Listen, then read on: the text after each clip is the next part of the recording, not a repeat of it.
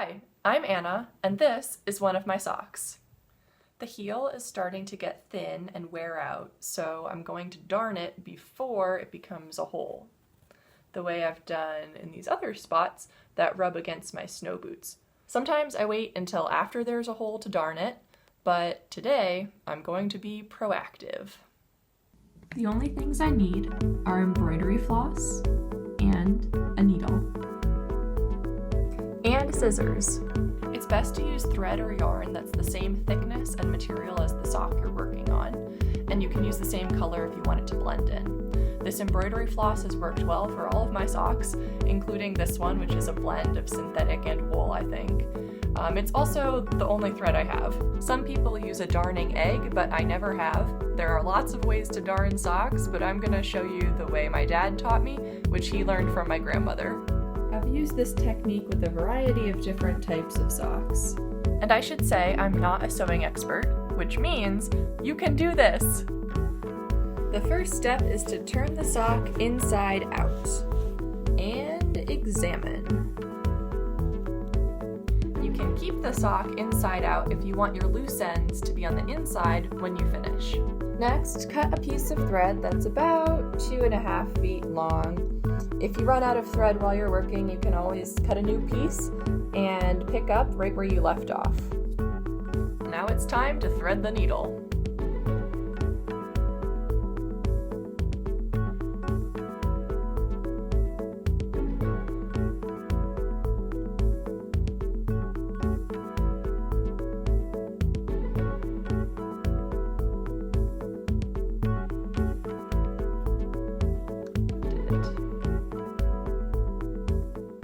Then put your hand in the sock and use your fingers to expose the area that needs work.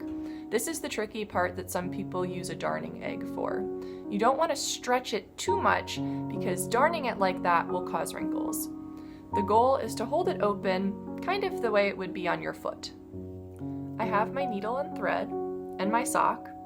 Now I'm going to imagine a square around the worn out area, including a border of non-worn out material that I can count on to be strong. I'm going to put my needle in the corner of that square in some of that stable material.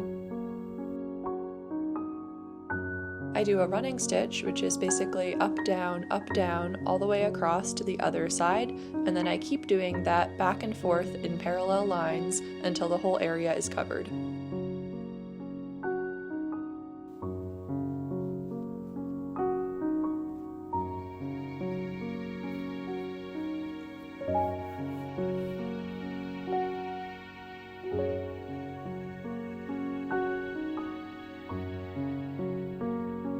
This was way not enough thread, so I'm going to do like I said and pull my needle out and cut myself some more.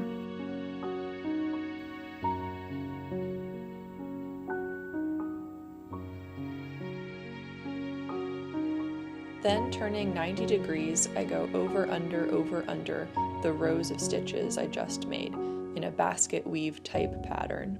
It doesn't have to be perfect, it's okay if you skip some. The point is to reinforce the existing material with your stitches. The lines don't have to be parallel, the stitches don't need to be even. It makes a little bit more of a difference with socks that already have holes because the basket weave pattern will fill in the open space, and it's nice if it fills it completely.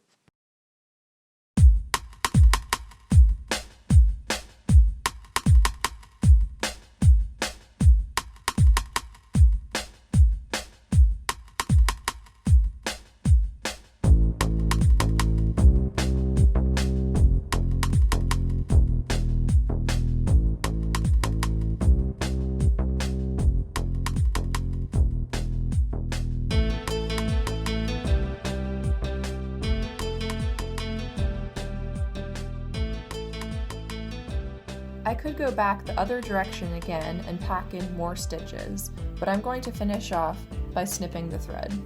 There's enough stitching here that it will stay in place without tying it or anything like that.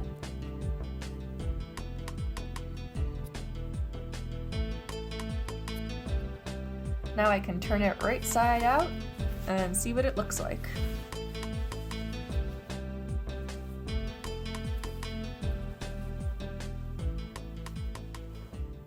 I like darning socks because it's a low pressure, low skill repair that lets my socks live longer and helps me feel capable.